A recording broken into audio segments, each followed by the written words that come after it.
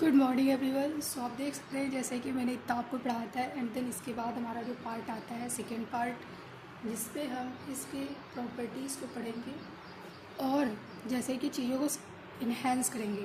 तो इसके बाद हमारा जो आता है जैसे कि डेटा माइनिंग में हमने इतनी सारी देखी कि क्या क्या इसके अंडर में होता है डेटाबेस में एंड डेटा साइंस में। सो इसके बाद हमारा जो आता है वो कलेक्शन आता है।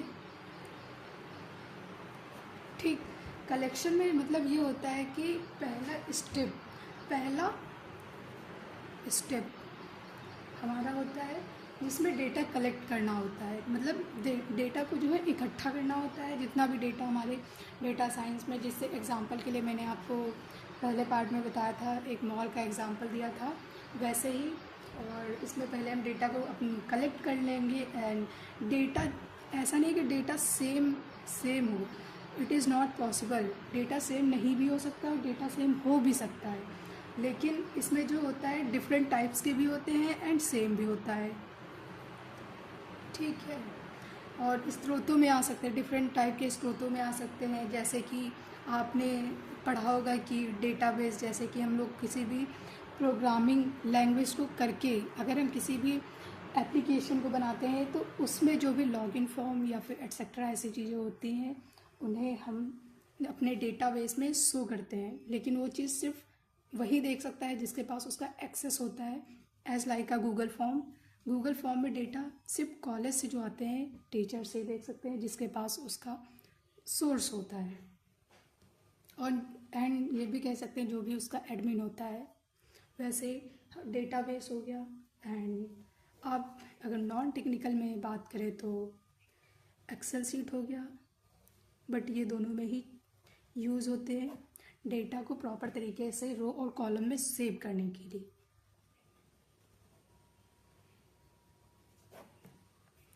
एंड हमारा ऑनलाइन ट्रांजेक्शन, पैसे का लेन देन। ठीक है,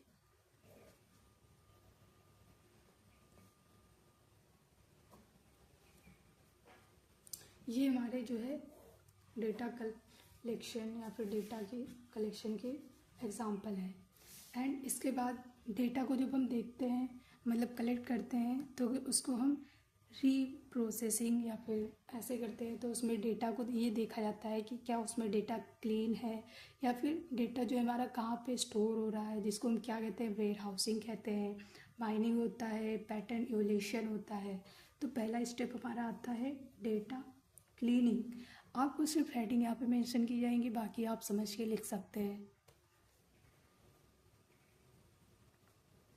डेटा क्लीनिंग भी हमारा होता है क्या, कई बार इनकम्प्लीट और इनकरेक्ट का डुप्लीकेट होता है। जैसे कि हम कोडिंग करते हैं उसमें कभी कभी हमारे जो है ओपन टैग और क्लोज टैग जो होते हैं वो छूट जाते हैं, जिससे हम अगर अपने कोड को रन करते हैं तो उसमें जो है एरर्स हो जाती है एंड हमें वार्निंग दी जाती है कि आपकी ये मिस्टेक है। एंड हम लोग वापस जाके अपने VS कोड या फिर जो भी आप एप्लीकेशन का यूज़ कर रहे होते हैं वहाँ पे हम उस एरर को सॉल्व करते हैं। ऐसे ही हमारा डेटा क्लीनिंग में जो होता है, मतलब पूरे तरीके से डेटा को देखते हैं, उसके अंदर जाते हैं और उसको चेक करते हैं कि क्या हमारा डेटा कंप्लीट है, इनकम्प्लीट तो नहीं है, और कोई भी डिबग ना हो और इनकरेक्ट ना हो, उसे हम सही करते हैं। जो भी हमारी गलतियाँ होती हैं उसे हम अच्छे तरीके से सही सॉल्व करते हैं। और दूसरी हेडिंग हमारी आती है डेटा वेयर हाउसिंग।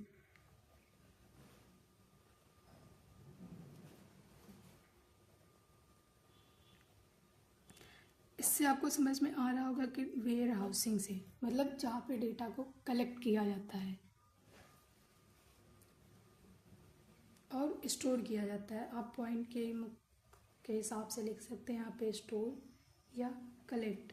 मतलब कि जैसे कि एग्जांपल में अगर हम लोग के पास घर है तो घर में मतलब जितने भी आपके फैमिली में मेंबर होते हैं एक घर में रहते हैं ना, तो वो घर ही एक घर होता है जिसमें सभी लोग सिक्योर और अच्छे तरीके से अपना जीवन व्यतीत करते हैं। ऐसे ही एक डेटा वेयर हाउसिंग होता है जिसमें हम डेटा को क्लियर फॉर्म में डेटा को अच्छे से वहाँ पे रख सकते हैं एंड सिक्योर रहता है।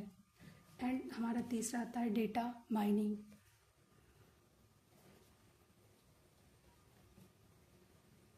डेटा माइनिंग जो होता है हमारा, इस फेज़ में जो है मुख्य रूप से डेटा एनालाइज किया जाता है। मतलब इसमें सिर्फ हमारा एनालाइज का काम होता है, जिसमें एनालिसिस, जैसे कि एग्जांपल के लिए कोई भी गवर्नमेंट पेपर देते हैं, फिर हम अपने क्वेश्चन पेपर को पूरा मैच करते हैं।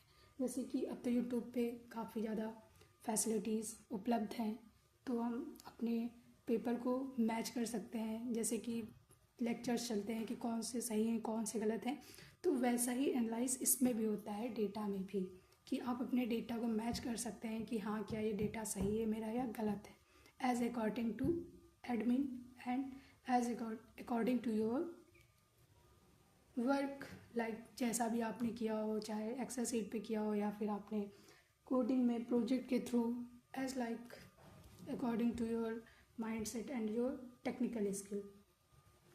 एंड आपका पांचवा जो आता है, चौथा जो आता है आपका पैटर्न इवैल्यूएशन आता है। पैटर्न इवैल्यूएशन में क्या होता है, इस चरण में निकाले गए पैटर्न को चेक किया जाता है कि कौन सा पैटर्न यूजुअल और कौन सा नहीं है। मतलब जैसे कि इन सारी चीज़ों से आपको एक बार क्लियर फॉर्म में पता चल जाएगा। अगर सिंटेक्स में जैसे हम लोगों ने जीव विज्ञान में पढ़ा होगा साइकिल, कि कौन किस पे डिपेंड होता है, वैसे इसमें पहले हम डेटा में देखते हैं कौन सा हमारा डेटा क्लीन है, मतलब कि डेटा को पहले हम अच्छी तरह से जांचते हैं कि हाँ ये सही है या नहीं, इसमें कोई भी एरर है या नहीं। उसके बाद वो प्रॉपर तरीके से होने के बाद यहाँ पे डेटा हमारा स्टोर होता है। इसके बाद यहाँ पे एनालाइज होता है। एंड यहाँ पे पैटर्न एवोल्यूशन में ये होता है कि जो भी हमारा डेटा सही होता है उसे यूजुअली यूज़ हो जाता है, और जो भी गलत होता है वो भी हमें यहाँ पे पता चल जाता है। एंड इसके बाद हमारा आता है डिसीजन मेकिंग। मतलब डिसीजन मेकिंग में क्या होता है हमारा,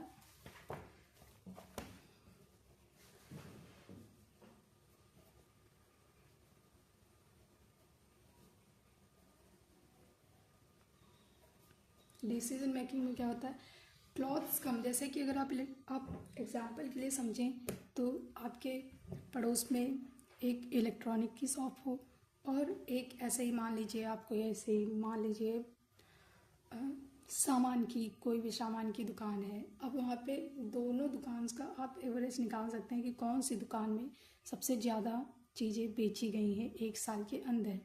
उन्हीं चीज़ों पे उन्हें ज़्यादा टॉप ट्रेंड में लाने के लिए हम उन पे ज़्यादा सेल एंड ज़्यादा मतलब चीज़ें ऑफर देंगे, जिससे कि उनकी और ज़्यादा ग्रोथ हो सके और वो चीज़ें अच्छा से अच्छा परफॉर्म अपना दे सके, और अपने मतलब कस्टमर को जो है अट्रैक्ट कर सके अपनी ओर। इसमें ये होता है डिसीजन मेकिंग में कि चीज़ों के अकॉर्डिंग चीज़ों को मतलब कि ढाला जाता है। जैसे कि आप लोग हर सीज़न में देखते होंगे, होली के टाइम पे ज़्यादा ऑफ़र मिलते हैं, जब भी कोई फेस्टिवल होता है तो ज़्यादा ऑफ़र मिलते हैं। मतलब ऐसे डिसीजन लेने पड़ते हैं, माइंड सेट लगाना पड़ता है। आपने सॉफ्टवेयर इंजीनियरिंग में भी पढ़ा होगा, जब भी कोई भी मतलब कि किसी के पास जाता है अपना मॉडल बनवाने के लिए या फिर सॉफ्टवेयर बनवाने के लिए, तो पहले उसकी प्लानिंग की जाती है। उसी हिसाब यहाँ पे डिसीजन मेकिंग होता है। एंड इसके बाद आपका नेक्स्ट टॉपिक है डेटा प्रिपरेशन।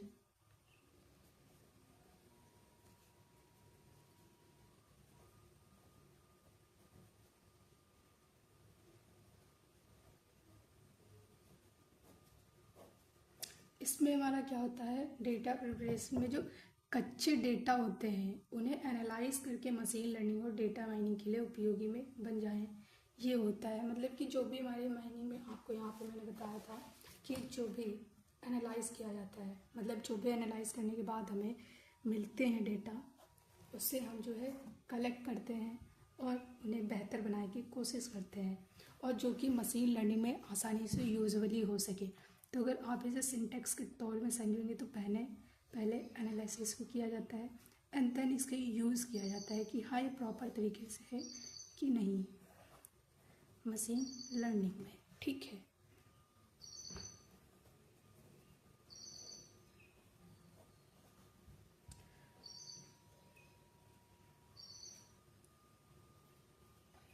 और इसका मतलब ये भी है, अगर एनालाइज गलत किया गया तो जो है इसको यूज़ करने के बाद, आफ्टर यूज़ करने के बाद मशीन लर्निंग प्रॉपर तरीके से फीडबैक नहीं दे पाएगी, मतलब प्रॉपर तरीके से मॉडल भी नहीं तैयार कर पाएगी।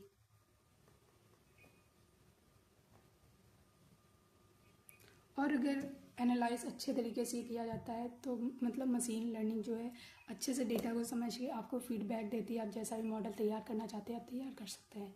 और ऐसे ही जैसे कि मान लीजिए आप एग्जांपल के लिए, जैसे मैंने आपको एग्जांपल गवर्नमेंट एग्ज़ाम का दिया, आफ्टर में जब आप पेपर देने के बाद आते हैं तो उसे एनालाइज करते हैं। अगर आपने मान लीजिए वहाँ पे गलती से 3 क्वेश्चन गलत हैं बट आपने उन्हें सही मान लिया, मान लीजिए थोड़ा ऐसे मिसअंडरस्टैंडिंग या फिर आप कंफ्यूज हो गए, लेक्चर ऊपर नीचे थोड़ा हो गया तो आपने गलती से कट किया, 2x की गलती हो गई। 2x पे ज़्यादातर स्टूडेंट देखते हैं तो इससे स्पीड होती है, इससे कभी कभी हमें जो है गलतियाँ हो जाती हैं, तो आप उसे आप प्लस पॉइंट में ले जाएंगे। लेकिन एक्चुअल में जब वो आपका रिज़ल्ट निकलेगा तो आपका सिलेक्शन नहीं हुआ और आपने जो 3 क्वेश्चन माने थे सही, इसके अकॉर्डिंग आप मान रहे हैं कि मेरा सिलेक्शन हो जाएगा, तो आपकी ये गलती आपको यहाँ पे नज़र आएगी कि हाँ मैंने यहाँ पे गलती की थी इसलिए मेरा सिलेक्शन नहीं हुआ।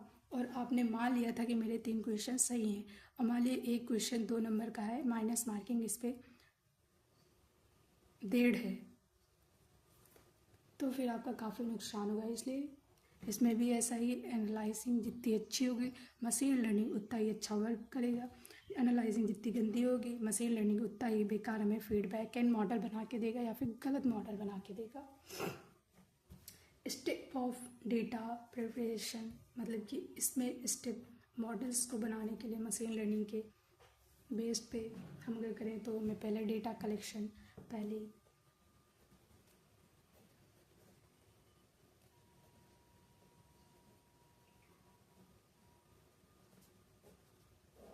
ठीक है, इसमें पहला हमारा आएगा डेटा कलेक्शन, जैसे अभी आपको मैंने बताया था अभी, तो आपको इसको बताने की ज़रूरत नहीं है, ठीक।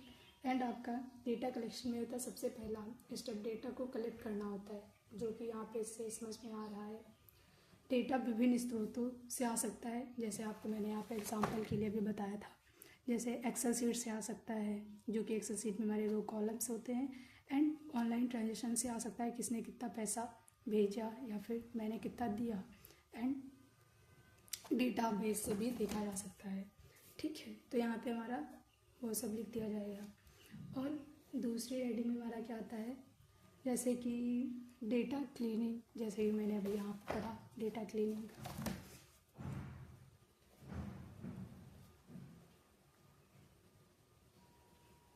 इसमें भी हमारा डेटा कलेक्ट करने के बाद उसे, उसमें जितनी भी गड़बड़ियाँ होती हैं उसे अच्छे तरीके से सही किया जाता है एंड डेटा को अच्छा बनाया जाता है। और इसमें अगर हम जैसे कि अगर क्या क्या करना होता है ये अगर हम देखें तो, जैसे कि जो भी हमारा डुप्लीकेट डेटा होगा उसे हम रिमूव करेंगे।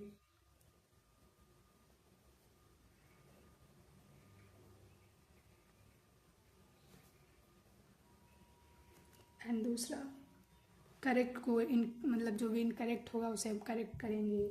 हैंडल मिसिंग करेंगे, मतलब जो भी हमारा डेटा मिसिंग होगा उसे हम हैंडल करेंगे।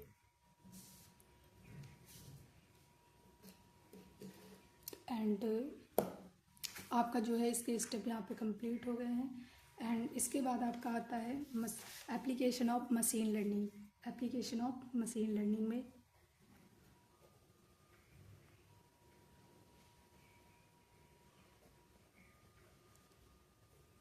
ये आपका ये काफ़ी इम्पॉर्टेंट माना जाता है।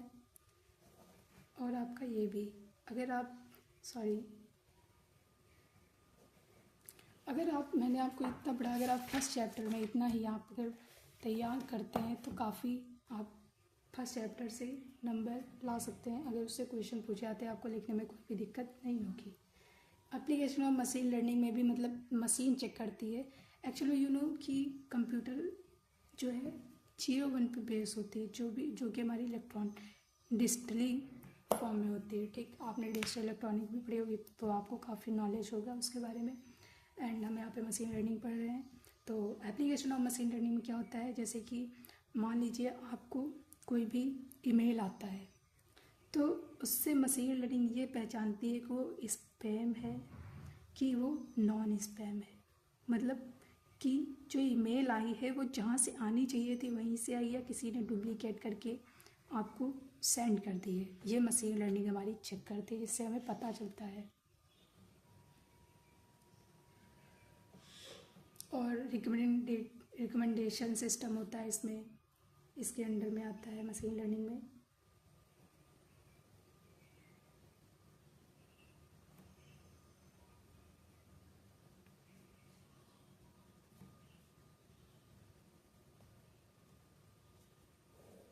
ठीक, रिकमेंडेशन सिस्टम में क्या होता है हमारा, जैसे कि रिकमेंड से ही आपको समझ में आ रहा होगा कि जैसे कि रिकमेंड किया जाता है आपको कि आपको क्या चाहिए। आप किसी के यहाँ जाते हैं तो आपको बताया जाता है कि आपको चाय चाहिए या कॉफ़ी, उसके हिसाब से आप उसे बताते हैं कि हाँ मुझे ये पसंद है, आप मुझे ये दे सकते हैं। माना कि शर्म आती है इसके, इसलिए हम लोग नहीं बोल पाते हैं, बट फिर भी ज़्यादातर इंडियन में तो चाय ही दी जाती है। एंड चलिए, मस्ती मजाक काफ़ी हो गया एंड हम इस पे काफ़ी सीरियस बात कर सकते हैं। जैसे कि रिकमेंडेशन सिस्टम जो होता है वो, जैसे कि आप यूट्यूब चलाते हैं, यूट्यूब पे अगर आप स्टडी से लेके कोई भी चीज़ देखते हैं तो आपको यूट्यूब अगर आप ऑफ़ कर देते हैं, उसके बाद आप जब यूट्यूब को ओपन करेंगे तो आपको इसी से रिलेटेड वीडियोस वहाँ पे शो होंगी। रिकमेंड किया जाएगा कि हाँ आपने इस पे कमांड बनाई थी तो आपको यही वीडियोस यूट्यूब पे शो होंगे। चाहे हम वाईटी की बात करें, चाहे हम इंस्टाग्राम की बात करें, चाहे हम जैसे कि ऐसे ही काफ़ी होते हैं, जैसे कि नेटफ्लिक्स की बात करें, सॉरी, ठीक, एट्सेट्रा ऐप्स, क्योंकि बहुत सारे ऐप होते हैं आज की जनरेशन में। बहुत सारे ऐप एंड्रॉयड से हेल्प लेके काफ़ी एप्लीकेशन को बनाया गया है, जिसको यूज़ करके हम लोग काफ़ी चीज़ें सीख भी रहे हैं और काफ़ी चीज़ों का हमें ज्ञान भी हो रहा है कि कैसे क्या होता है। तो रिकमेंडेशन सिस्टम में आपको समझ में आ गया होगा कि जिस चीज़ पे हम कमांड बनाते हैं वही चीज़ हमें सजेशन में दिखाई जाती है। फेस रिकॉग्नाइजेशन में भी यही होता है कि इसमें जो होता है मोबाइल में फेस लॉक के लिए सुपर वाली। ओके बाय, आपको मिलते हैं नेक्स्ट वीडियो में। तब तक के लिए take care and I hope कि आपको ये वीडियो अच्छा लगा हो। एंड आपको अगर ऐसे ही बेसिक चीज़ें सीखने में इंटरेस्ट है तो आप मेरे चैनल को सब्सक्राइब कर सकते हैं। एंड अगर इसमें कोई मिस्टेक होती है या फिर कुछ भी होता है तो आप हमें ज़रूर सजेशन में बताएं, क्योंकि आपका सजेशन काफ़ी मेरे लिए हेल्पफुल होगा, आपके लिए भी हेल्पफुल होगा। इससे आपकी थिंकिंग पावर बढ़ेगी एंड मैं भी अपनी गलतियों का सुधार कर सकूँगी। Thank you so much everyone for watching to this my video. Thank you.